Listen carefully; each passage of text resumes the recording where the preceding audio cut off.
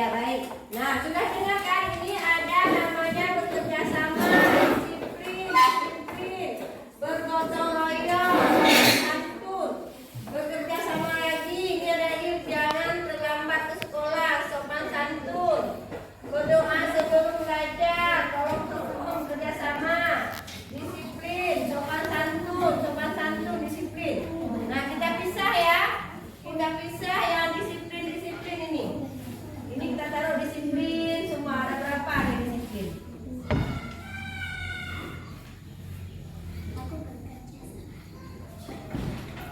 Bekerja sama.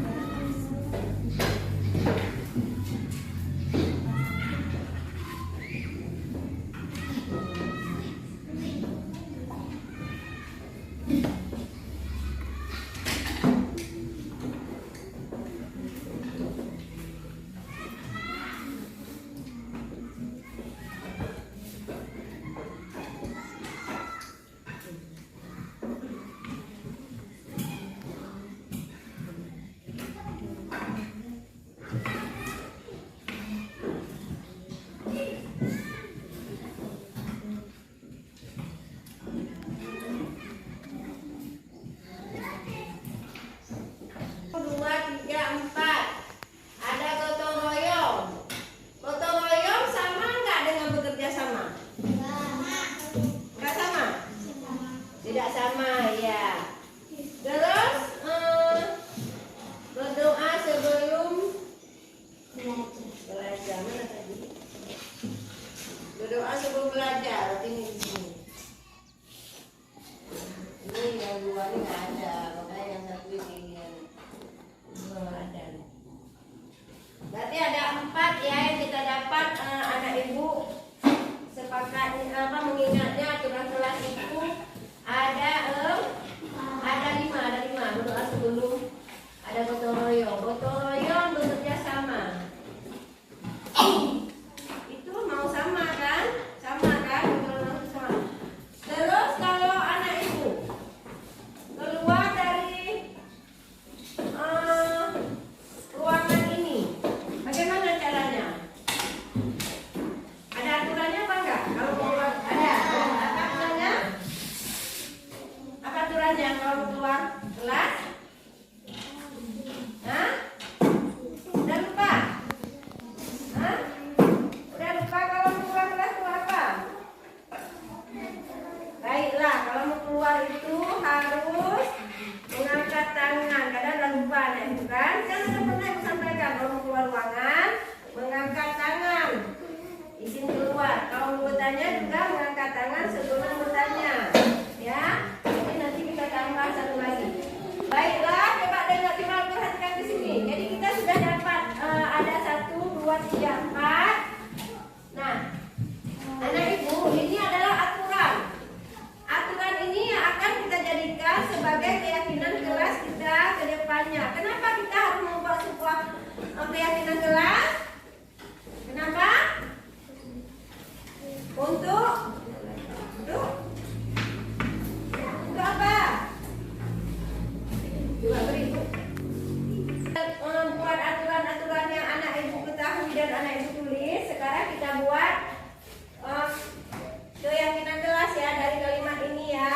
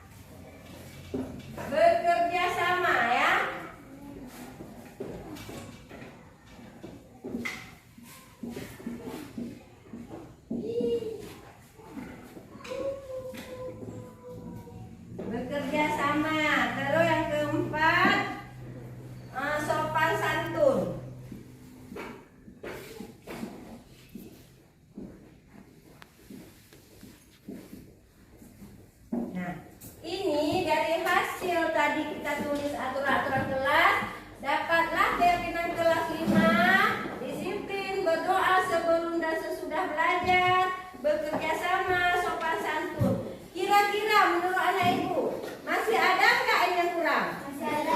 Apa yang kurang?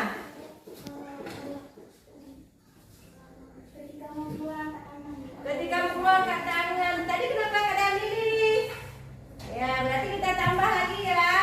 Saat keluar atau bertanya angkat tangan. Nah, saat bertanya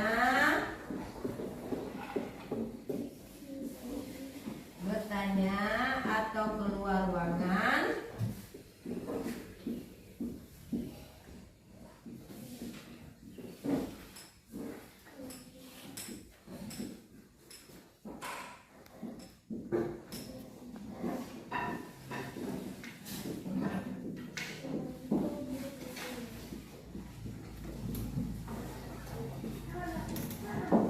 Nah, ini ada 5. Assalamualaikum warahmatullahi wabarakatuh. Nama saya Siti Amanatullah. Setelah kami membuat kesepakatan kelas bersama Ibu Hamdiana, kami memahami tentang disiplin,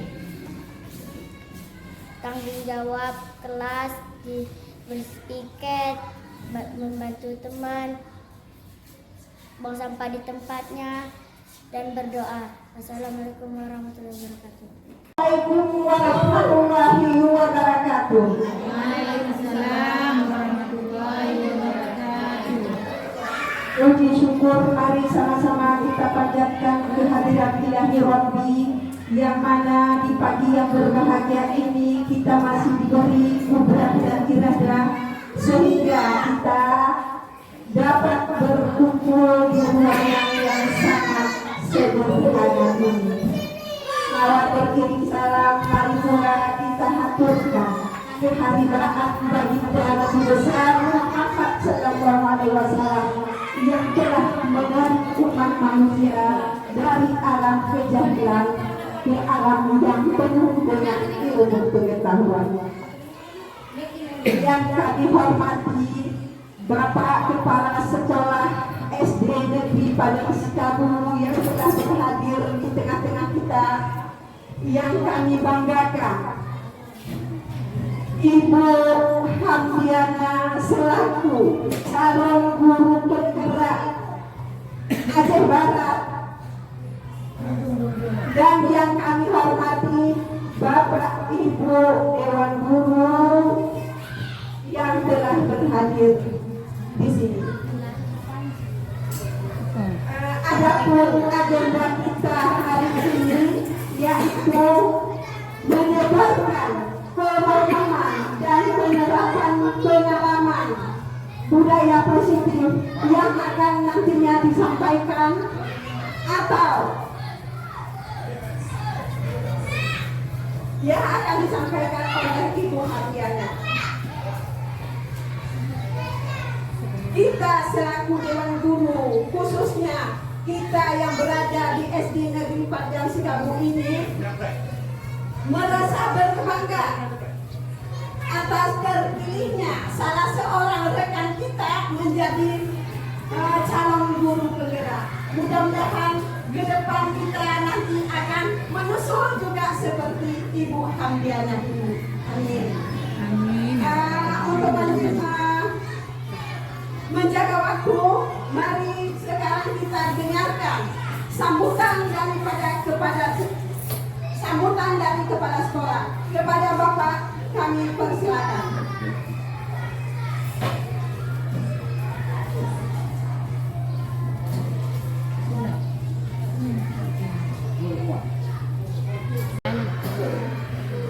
Pertama-tama mari sama-sama kita mengucapkan syukur dari Allah Subhanahu wa Ta'ala, yang mana Allah telah memberi kita umur panjang, sehat badan, dan kita dapat berkumpul di ruangan yang sangat sederhana ini.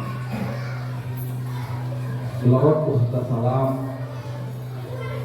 mari sama-sama kita hadiahkan takwa alam Nabi besar Muhammad Sallallahu Alaihi Wasallam yang telah membawa umatnya dari alam dunia kepada alam yang penuh ilmu pengetahuan, seperti yang kita rasakan pada hari yang berbahagia ini.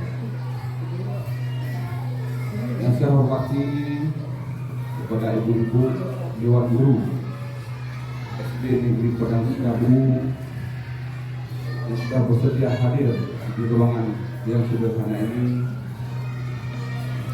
yang teristimewa kepada Ibu Hamdiana SPD, calon guru penggerak angkatan 10 SD Negeri Padang Sekabu, Kabupaten Aceh Barat.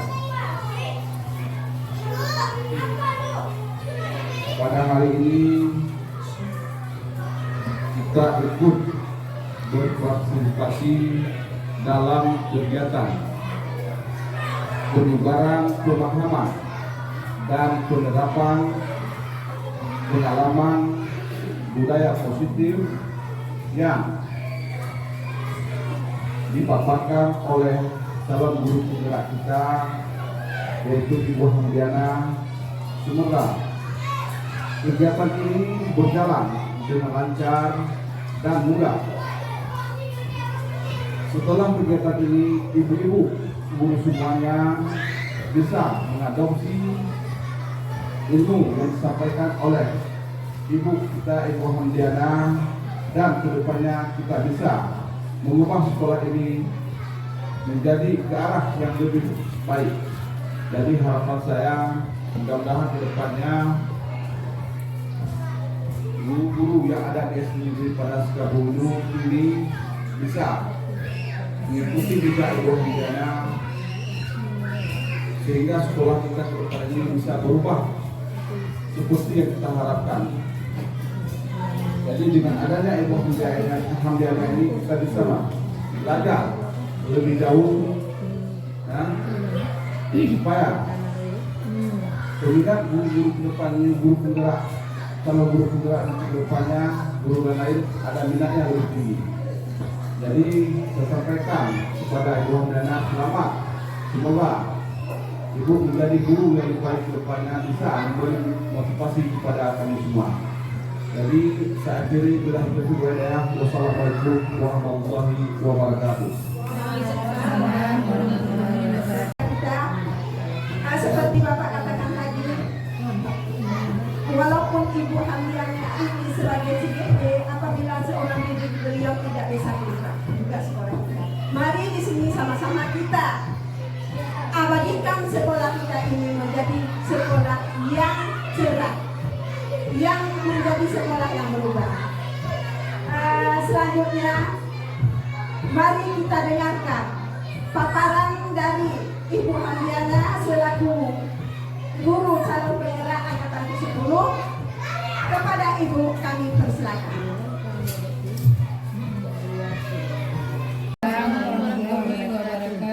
Alhamdulillah, Rabbil alamin. Wassalatu wassalamu ala asrafil anbiya'i wal mursalin wa ala alihi wa ashabihi ajma'in. Amma ba'du. Puji dan syukur mari sama-sama kita panjatkan kepada Allah Subhanahu wa taala karena rahmat dan hidayah-Nya kita sehingga dapat berkumpul di ruangan yang sederhana ini untuk menyelesaikan tugas kami sebagai calon guru penggerak, yaitu membuat budaya positif di sekolah. Selawat beriring salam sama-sama kita sambung sajikan ke pahlawan alam Nabi besar Muhammad Sallallahu Alaihi Wasallam beserta keluarga dan sahabat beliau. Yang saya hormati Bapak Kepala Sekolah SD Negeri Padang Sekabu, yang saya hormati Ibu Dewan Guru SD Negeri Padang Sekabu yang telah bersedia membantu saya berkolaborasi pada tugas-tugas CGT saya dan merubah sekolah ini menjadi sekolah yang lebih baik lagi ke depannya. Alhamdulillah, saya sudah menyelesaikan lebih dan kurang 2 bulan di CGT ini. Semuanya adalah berkat dukungan ibu-ibu semua, sehingga saya sudah sampai ke sini. Nah, ibu-ibu, kita semua sudah mengetahui bahwa tokoh pendidikan kita, Ki Hajar Dewantara, menginginkan pendidikan Indonesia ini pendidikan yang istilahnya menuntun, mengayomi, mengerti kebutuhan siswa. Jadi yang dikatakan Merdeka Belajar itu adalah kita mendidik siswa kita itu sesuai dengan kodrat yang dimiliki oleh siswa. Nah, di dalam kita mendidik anak-anak kita semua, kita membutuhkan suatu sikap, suatu kebiasaan yang kita buat di sekolah, supaya terwujudnya pendidikan kita sesuai dengan profil pelajar Pancasila. Ibu-ibu semua, kita sudah memulai tahun ini adalah tahun pertama. Kita mulainya dari kelas 1 dengan kelas 4. Nah, di tahun ini kita sudah mulai memahami bahwa kita sudah menerapkan pendidikan kita yang mengikuti karakter profil pelajar Pancasila, di mana siswa kita harapkan berkarakter, berakhlak mulia, bergotong royong, dan kita juga sudah memulai mengidentifikasi kebutuhan siswa. Jadi kita memberikan pembelajaran siswa tidak lagi berpihak kepada guru, tapi kita berpihak kepada murid. Nah, di dalam pendidikan ini kita membutuhkan suatu budaya yang baik, di mana budaya tersebut dikatakan adalah budaya positif. Biasa berbuat hal yang positif, tapi kita tidak mengenal apa itu yang kita lakukan. Seandainya kita tahu itu memang harus kita lakukan, pasti kita lakukan. Tapi kita berbuat, tapi tidak tahu itu arahnya kemana. Nah, seperti itu. Jadi untuk hari ini, mari sama-sama kita lihat budaya positif yang seharusnya guru lakukan. Ibu semua, inilah konsep budaya positif, yaitu perubahan paradigma belajar. Maksud di sini perubahan paradigma belajar yang dulu kita belajarnya itu tergantung guru. Kita memberikan materi, menjelaskan materi-materi, dan terakhirnya si siswa ini menyelesaikan soal-soal. Tapi sekarang kita merubah paradigma cara belajarnya, kita ubah menjadi kita mengetahui terlebih dahulu apa yang dibutuhkan oleh murid, baru guru menyiapkan dan memulai pembelajaran yang menyenangkan untuk murid. Terus disiplin positif. Maksud di sini disiplin positif, datang ke sekolah itu tepat waktu, bersalaman, berdoa, dan berbicara dengan nada-nada yang positif atau yang baik-baik aja. Terus nilai-nilai kebajikan. Nilai-nilai kebajikan yang dimaksud nilai-nilai kebajikan dalam budaya positif itu misalnya kita bersalaman, mengucap salam saat berjumpa, nah seperti itu. Terus kebutuhan dasar manusia. Ini kebutuhan dasar manusia itu ada 5. Kita mengetahui yang dikatakan kebutuhan kita itu misalnya di rumah, kenyamanan, kebahagiaan, ada nanti akan kita bahas di poin selanjutnya. Terus motivasi perilaku. Nah, perilaku seseorang atau perilaku siswa kita akan termotivasi oleh orang lain. Jadi ini kita yang menunjukkan perilaku yang seharusnya dilakukan oleh seorang manusia. Maka seorang guru kita menunjukkan perilaku yang positif, membiasakan diri kita berbudaya positif. Terus ada keyakinan kelas. Keyakinan kelas, yang dimaksud keyakinan kelas ini kesepakatan. Kalau dulu kita mengatakannya peraturan kelas, tapi sekarang kita ubah, kita ganti dengan keyakinan kelas.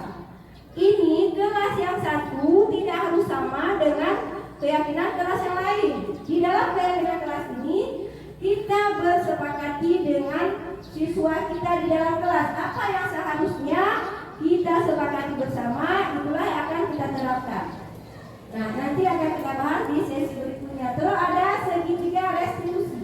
Ini adalah segitiga restitusi ini kontrol kita dengan kita juga ini nanti akan kita pelajari bersama.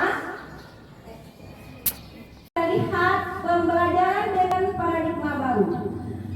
Pembelajaran dengan paradigma baru merupakan pembelajaran yang dirancang berdasarkan prinsip pembelajaran yang berdiferensi, sehingga para peserta didik belajar sesuai dengan kebutuhannya. Tahap perkembangan sesuai teoritis psikologi modern untuk mewujudkan profil pelajar Pancasila. Nah, ibu-ibu semua, ini ada profil pelajar Pancasila. Tentu kita sudah pernah membahasnya pada IKN yang sudah lewat. Nah, kita lihat di sini ada beriman bertakwa kepada Tuhan Yang Maha Esa, berakhlak mulia. Terus ada berkebinekaan global, mandiri, gotong royong, bernalar kritis dan kreatif. Inilah siswa-siswa yang kita harapkan ke depannya dan kita wujudkan bersama. Nah, itu semua ini adalah miskonsepsi tentang teori kontrol. Ibu, ini adalah ilusi mengontrol murid. Terus ada ilusi bahwa penguatan positif, efektif dan bermanfaat. Terus ada ilusi bahwa kritik dan membuat rasa bersalah mampu menguatkan karakter. Terus ada ilmu bahwa orang dewasa berhak memaksa. Nah, ibu, di sini ada nama adalah penghukum. Penghukum mungkin kalau dulu kita sudah pernah mendengarnya. Penghukum kita, jika seorang siswa itu melakukan sebuah kesalahan, maka kita buat seperti sebuah hukuman. Memang hukuman tersebut kita maksudnya supaya siswa itu berubah, supaya dia mematuhi peraturan yang sudah disepakati. Namun ada sisi yang tidak menyenangkan untuk siswa, karena kita membuat dia itu tidak ada pilihan lain. Jadi kita menghukum dia, misalnya dia tidak buat tugas, terus kita tambah lagi tugas berkali lipat atau mengelilingi lapangan. Nah, ada yang namanya teman. Nah, teman kita berteman, kita menanyakan, membicarakan dengan siswa tersebut, kenapa dia melakukan kesalahan tersebut. Nah, ibu, ada namanya pembuat rasa bersalah. Dengan kalimat yang kita ucapkan, dia, seorang siswa itu merasa dia bersalah telah berbuat hal seperti itu. Terus ada namanya manajer. Manajer itu kita yang menentukan, kita yang mengarahkan siswa itu melakukan hal lain. Terus ada, tapi dia hanya memantau apa yang bisa kamu lakukan untuk menebus kesalahan yang telah kamu perbuat. Nah, seperti itu. Terus ada syarat. Nah, kitalah seorang guru yang mengubah paradigma stimulus respon ke pendekatan teori kontrol. Nah, dari paradigma yang sudah lama kita respon ke pendekatan teori kontrol. Misalnya di stimulus respon realisasi kebutuhan kita itu kita sama. Kalau di teori kontrol realisasi kebutuhan kita berbeda. Di stimulus respon semua orang melihat hal yang sama. Di teori kontrol setiap orang memiliki gambaran yang berbeda. Pada stimulus respon kita mencoba mengubah orang agar berpandangan sama dengan kita. Nah, di teori kontrol kita berusaha memahami pandangan orang lain tentang dunia. Di stimulus respon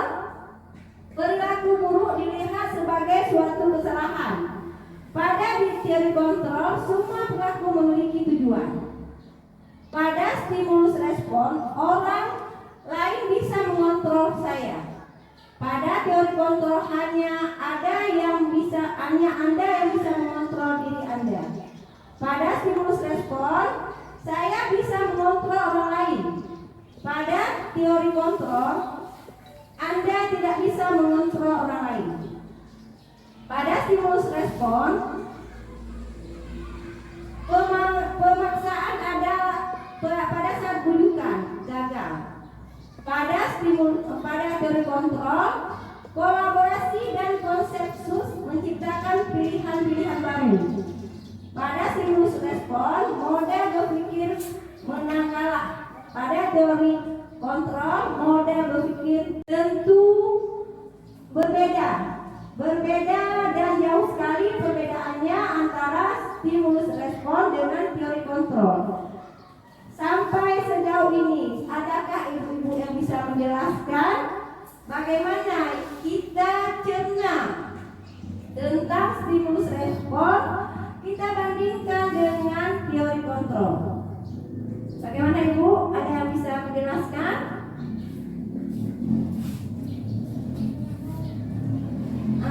Kami persilakan untuk Ibu Wia menjelaskan. Ibu-ibu semua, inilah paparan mengubah paradigma stimulus respon ke pendekatan teori kontrol. Nah, dari dua paparan ini tentu kita lihat bersama bahwa adanya perbedaan antara stimulus respon dan teori kontrol. Di sini jauh berubah perbedaannya, Bu ya. Nah, setelah ibu-ibu lihat pemaparan ini, adakah ibu-ibu yang mau menjelaskan kepada Ibu Afrina? Kami persilakan.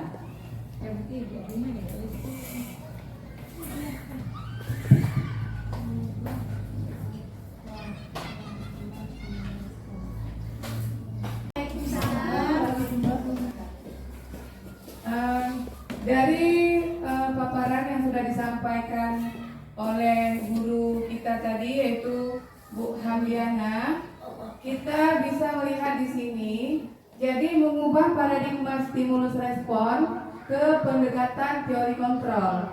Jadi di sini kita bisa melihat ada perbedaan di antara stimulus respon dan stimulus respon dengan teori kontrol. Yang pertama, kita lihat di realita atau kebutuhan. Kalau di stimulus respon, kita kebutuhannya sama. Sedangkan di teori kontrol, realita atau kebutuhan kita berbeda. Di sini sudah jelas kita melihat perbedaannya ya. Stimulus respon dengan teori kontrol. Yang kedua, semua orang bisa melihat hal yang sama di stimulus respon. Sedangkan di teori kontrol, setiap orang memiliki gambaran yang berbeda. Disinilah yang membedakan stimulus respon dengan teori kontrol. Sama juga dengan yang di bawahnya. Perilaku kita mencoba mengubah orang agar berpandangan sama dengan kita. Berarti di sini ada sedikit pemaksaan dari kitanya supaya kita mengajak orang supaya pendapatnya sama seperti kita. Itu di stimulus respon. Sedangkan di teori kontrol, semua perilaku itu memiliki tujuannya masing-masing. Tidak bisa kita memaksa harus seperti yang kita inginkan. Nah, disinilah perbedaannya. Seperti yang misalnya di stimulus respon, orang lain bisa mengontrol saya. Sedangkan di teori kontrol, hanya Anda yang bisa mengontrol diri Anda, ya kan? Kita yang bisa mengontrol diri kita sendiri, tidak bisa orang lain. Disinilah jelas perbedaannya di antara stimulus respon dan teori kontrol. Mungkin ini saja tanggapan dari saya tentang mengubah paradigma stimulus respon ke pendekatan teori kontrol. Terima kasih. Assalamualaikum warahmatullahi wabarakatuh. Terima kasih kepada Ibu Afrina yang telah memaparkan refleksinya tentang mengubah paradigma stimulus respon ke pendekatan teori kontrol. Nah, berarti ini kita ubah. Sekarang kita berubah, guru berubah, mengubah cara mengajar, bahwa kita harus mengetahui bahwa setiap kebutuhan siswa itu berbeda. Setiap orang memiliki gambaran yang berbeda dan pandangan juga berbeda. Perilaku yang ditunjukkan oleh siswa kita juga memiliki tujuan. Dan kita tidak bisa dikontrol oleh orang lain, tapi kita mengontrol diri kita sendiri. Yang bisa kita lakukan adalah berkolaborasi dan konsensus, menciptakan pilihan-pilihan baru. Maksudnya di sini Ibu di antara saya dengan Ibu Wizara mungkin ada pendapat-pendapat, tapi berbeda. Namun ada hal baru yang bisa kita simpulkan, yang bisa kita ambil. Titik terangnya pendapat saya dengan pendapat Ibu Wizara akan bertemu, dan itu adalah hal yang positif tentunya. Nah, seperti itu kita berkolaborasi. Terus kita berpikir menang-menang. Maksudnya kita tentu menganggap diri kita itu benar. Jadi kita menang. Namun kita sebagai seorang guru tidak bisa menganggap diri kita itu adalah menang, karena kita harus mengingat kembali bahwa kita menuntut siswa sesuai dengan kodratnya. Jadi tidak bisa kita pilihan kita, tapi kita mengajarnya dengan tuntutan kodrat yang dimiliki oleh siswa. Nah, Ibu, di sini ada namanya seperti kita katakan tadi, yang pertama disiplin positif. Disiplin positif berasal dari kata disiplina yang berarti belajar. Disiplin mengacu pada disiplin diri yang memiliki tanggung jawab terhadap apa yang dilakukan berdasarkan nilai diyakininya. Nah, di sini disiplin positif merupakan salah satu cara penerapan disiplin yang bertujuan untuk menumbuhkan kesadaran serta memberdayakan peserta didik tanpa imbalan atau penghargaan, ancaman atau hukuman. Nah, sebagai peserta didik, tujuan kita adalah menciptakan peserta didik yang memiliki disiplin diri, sehingga mereka berperilaku mengacu nilai-nilai kebajikan universal dan memiliki motivasi intrinsik dalam perubahan ke arah yang lebih baik. Nah, Ibu, kita sudah pernah mendengar disiplin. Disiplin berarti mematuhi, salah satunya mematuhi aturan-aturan yang sudah kita sepakati. Nah, di sini ada pemikiran Bapak Ibu yang ingin Ibu tanyakan, kami persilahkan.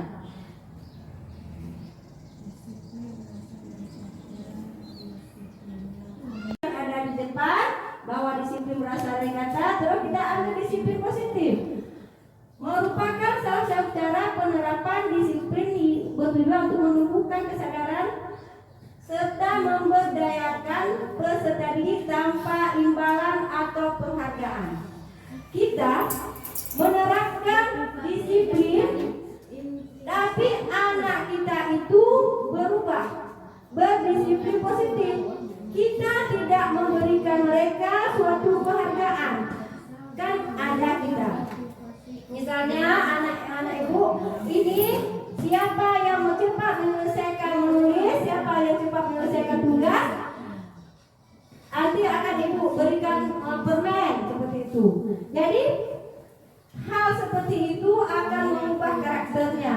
Jadi dia berharap sesuatu, berharap mendapatkan suatu penghargaan, bukan munculnya kedisiplinan itu berdasarkan keyakinan dirinya.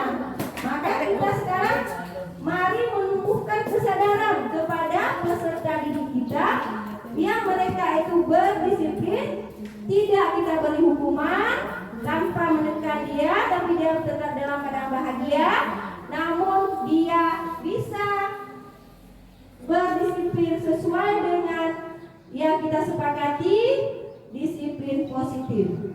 Kita juga tidak perlu memberi dia suatu hadiah, karena dia akan berdisiplin mengingat suatu hadiah. Namun kita bukan itu yang tujuan kita, tapi dia berdisiplin, bersikap positif tanpa kita berikan sebuah penghargaan.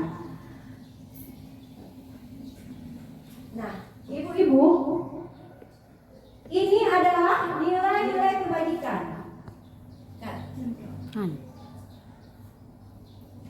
Nilai yang disepakati bersama, lepas dari suku bangsa, agama, bahasa maupun latar belakang. Nah ibu, nilai yang disepakati bersama berarti kita tidak melihat dia suku apa, dia agama apa, bahasanya bagaimana, latar belakangnya bagaimana, tapi kita menciptakan nilai-nilai kebajikan tersebut untuk kita sepakati bersama. Ini saya ambil 3 contoh nilai kebajikan dari sebuah institusi atau organisasi. Yang pertama yaitu profil pelajar Pancasila dan beriman bertakwa pada Tuhan Yang Maha Esa, berakhlak mulia, berkebinekaan global, gotong royong, mandiri, kreatif, dan bernalar kritis. Yang kedua, Ibo Primori Program, toleransi, rasa hormat, integritas, mandiri, menghadapi, antusias, empati, keinginan, kreativitas, kerjasama, percaya diri, dan komitmen. Di dalam keterampilan hidup atau life skill dapat dipercaya, lurus, hati pendengar yang aktif, tidak merendahkan orang lain, dan memberikan yang terbaik dari diri.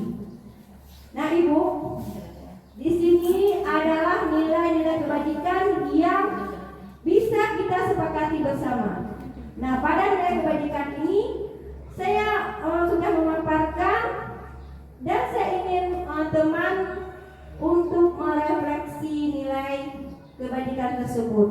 Dalam hal ini saya persilahkan kepada Ibu Wizara.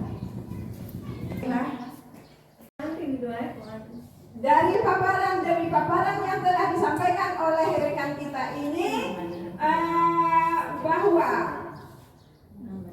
tentang nilai-nilai kebajikan ini mengarah ke profil Pancasila yang akan kita kembangkan, yaitu di kurikulum Merdeka. Mungkin ini tanggapan, lebih kurang kami mohon maaf. Assalamualaikum warahmatullahi wabarakatuh. Warahmatullahi wabarakatuh. Terima kasih kepada pos 5, posisi kontrol yang harus dimiliki oleh guru. Ini adalah sebagai penghukum. Pada saat siswa melakukan sebuah kesalahan, kita memanggil dia. Tapi pada saat kita berbicara, misalnya, kenapa kamu Amir telah datang ke sekolah, terus ini kamu harus lari keliling lapangan. Itu adalah posisi penghukum, terus membuat rasa bersalah. Dari kita yang bicarakan ini, kita merasa dia itu kita buat dia si murid ini merasa bersalah. Nah, ada lagi sebagai teman. Nah, dalam hal pemecahan masalah yang dia lakukan, kita bisa mengajak dia sebagai teman. Terus ada sebagai pemantau dan sebagai manajer. Sebagai manajer, pemantau ini hanya melihat kesalahan yang dia lakukan, terus kita pantau, namun kita tidak mengatakan apa-apa, seperti itu. Terus sebagai manajer kita menghukum. Misalnya ada seorang siswa melakukan sebuah kesalahan, merusak barang temannya.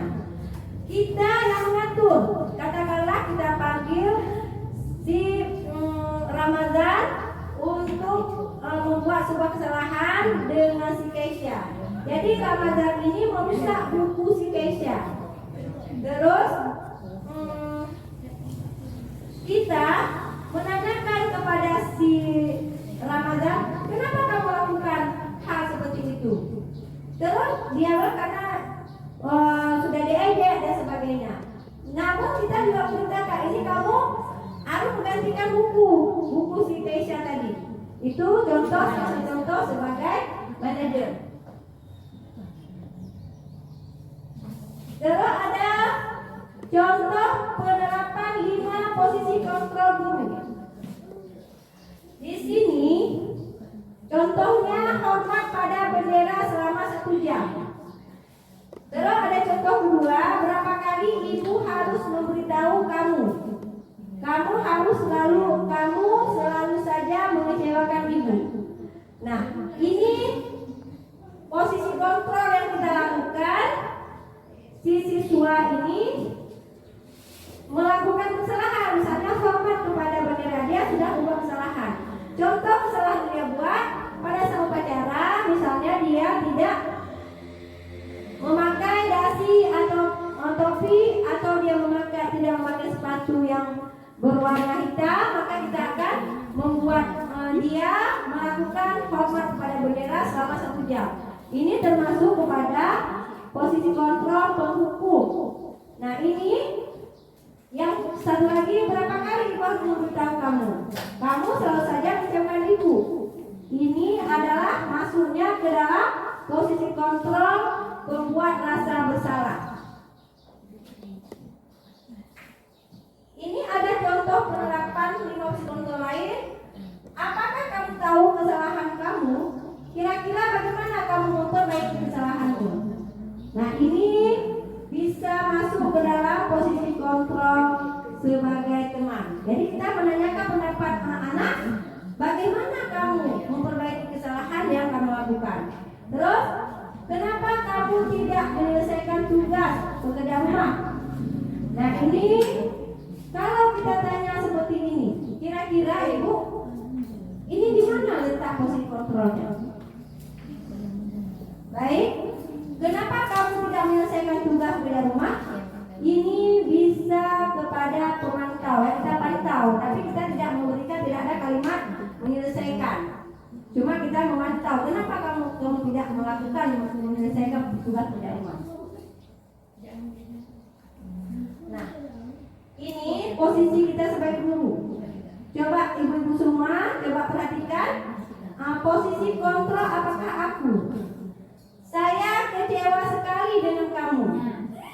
Kamu tidak benar-benar melakukannya. Apa rencanamu untuk menyelesaikan masalah ini? Ayo lakukan dengan ibu. Nah, ini posisi kontrol. Apakah aku? Yang kita tanyakan ke siswa, posisi kontrolnya di mana?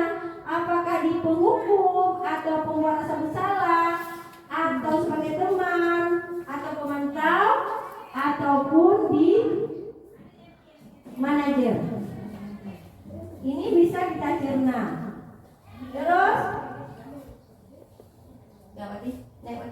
menerapkan budaya positif. Hal yang pertama kita lakukan yaitu membuat keyakinan kelas. Kalau dulu kita menyebutnya peraturan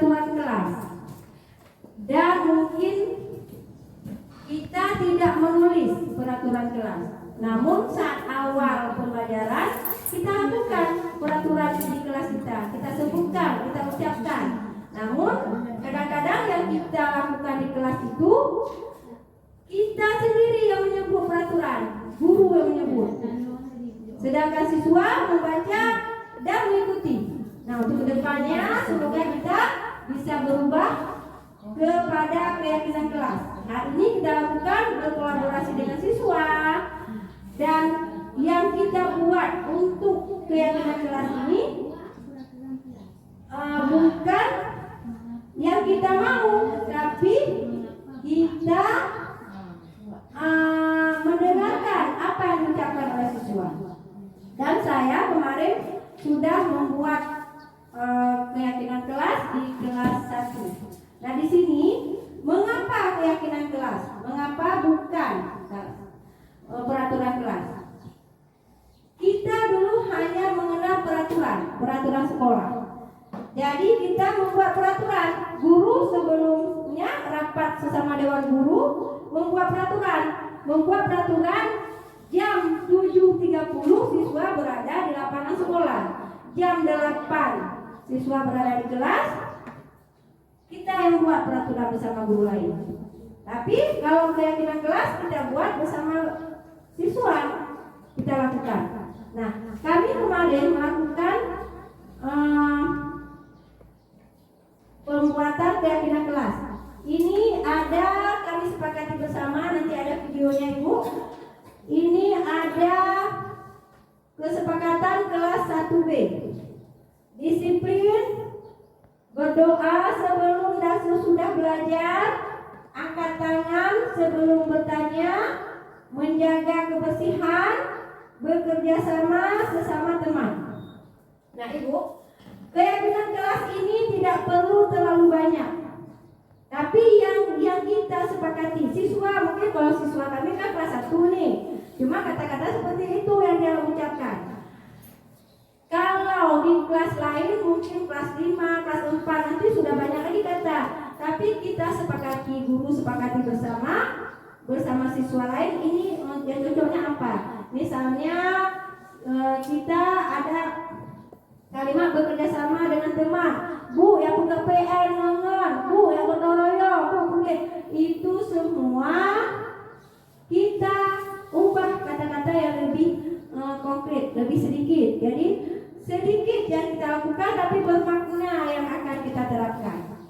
Nah, Ibu, ini marilah kita untuk hal pertama yang saya harapkan dari paparan keyakinan kelas, setelah libur nanti mari kita masuk di ajaran baru. Hal yang pertama mungkin hari-hari kedua atau ketiga, karena hari pertama masih sosialisasi. Bukan mengapa keyakinan kelas bukan peraturan kelas. Karena kalau peraturan itu berarti sifatnya baku. Sedangkan ini keyakinan kelas ini kita ambil dari aturan-aturan yang sudah kita pernah sampaikan ke anak-anak, dan si anak tersebut yang mengucapkannya. Jadi dijadikanlah sebuah keyakinan kelas. Jadi tolong coba ini ada dalam pembentukan keyakinan kelas. Nah, pembentukan keyakinan kelas bersifat abstrak, berupa pernyataan universal dibuat dalam pernyataan positif sedikit saja agar mudah diingat sesuai dengan kondisi kelas dan sekolah, sehingga mudah diterapkan. Semua warga sekolah telah dilibatkan sama membuat keyakinan kelas. Nah, Ibu, saat kita buat keyakinan kelas itu kita libatkan siswa yang kelas 1 dengan wali kelas 1. Namun kita yang mengukakan kata kalimatnya atau aturan yang kita ucapkan, tapi siswa yang atau murid yang mengucapkannya untuk membuat sebuah keyakinan kelas. Nah, Ibu, untuk membuat sebuah keyakinan kelas pertama kita beri, misalnya kita bisa mendengarkan aturan-aturan yang diucapkan oleh siswa, terus kita ambil kalimat tersebut, mana kita bilang apa yang yang mana menjadi kalimat positif dan yang mana menjadi kalimat negatif. Atau ada 1-2 anak itu sama pendapatnya. Jadi kita buat juga bagaimana kita buat, kita minta kepada anak-anak pendapatnya. Bagusnya kan Ibu kita buat semacam kertas atau pop-it namanya, ada dijual nih, ada contohnya ya Bu. Contoh kertas ini. Nanti kita minta pada anak-anak untuk menuliskannya. Terus ada memang 1-2 sama, tapi kita ambil yang katanya tuh seragam. Misalnya disiplin ya, kita ambil disiplin seperti itu. Terus kita tentukan yang mana yang menjadi kalimat positif dan menjadi kalimat negatif. Kita sampaikan kepada anak-anak. Nah setelah itu kita bermusyawarah lagi pada anak-anak, yang mana yang bisa kita ambil untuk kita jadikan sebuah keyakinan kelas. Jadi nanti bisa kita belajar bersama dalam membuat sebuah keyakinan kelas. Tujuannya ini supaya kita, anak didik kita ini bisa lebih lagi nyaman belajar. Dengan adanya kita membuat keyakinan kelas, kita juga bisa menilai mereka, mengidentifikasi mereka, apa yang mereka butuhkan untuk kita ajarkan. Nah, Ibu, inilah yang bisa saya sampaikan dalam budaya positif di sekolah kita. Kita semuanya bergerak. Di yang pertama sekali nanti ada program literasi yang saya rencanakan akan kita buat di hari Selasa dan hari Kamis, karena pada hari itu tidak ada kegiatan yang lain. Kalau hari Jumat dengan Rabu sudah pengajian, ya seperti itu. Jadi sebelum senam di hari Selasa nanti ada literasi supaya anak-anak kita ini gemar membaca dan bisa mendengar bercerita-cerita. Mereka juga bisa membuat sebuah cerita. Itu adalah salah satu yang bisa kita, yang salah satu yang saya programkan nanti ke depannya. Mudah-mudahan kita semua bisa berkolaborasi, bisa membuat bersama. Terus ada lagi bersalaman. Nah, bersalaman kita pertahankan di depan pintu pagar, kita tunggu anak-anak. Itu adalah juga budaya positif. Nah, masih banyak lagi yang bisa kita lakukan. Misalnya ada seperti saya jelaskan tadi, ada restitusi. Jadi kita mengenangani masalah anak ini, di mana si anak tidak merasa dia diasingkan dengan kawannya, tidak merasa asing. Tapi kita bisa mengajak dia sebagai teman, kita selesaikan dia tanpa memberi sebuah hukuman. Nah, begitu juga dalam penyelesaian pembelajaran. Semoga kita selalu bisa memotivasikan anak-anak. Dengan adanya budaya positif ini, semoga kita bisa mewujudkan profil pelajar Pancasila. Nah, saya sangat berharap untuk kedepannya Ibu bisa membantu saya dan kita membangun sekolah ini menjadi sekolah yang unggul, yang terus menuju ke atas, dan kita bisa mencerdaskan anak-anak bangsa di SD Padang Sikabu ini. Nah, sekian yang bisa saya sampaikan.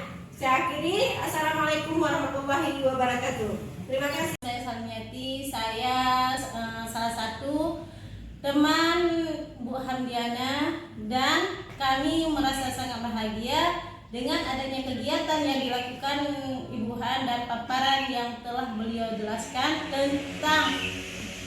tentang bagaimana masalah kebudayaan positif dan menciptakan kenyamanan kelas dalam meyakinkan suatu kegiatan yang dilakukan di dalam kelas bersama dengan anak-anak murid. Demikianlah. Assalamualaikum warahmatullahi wabarakatuh.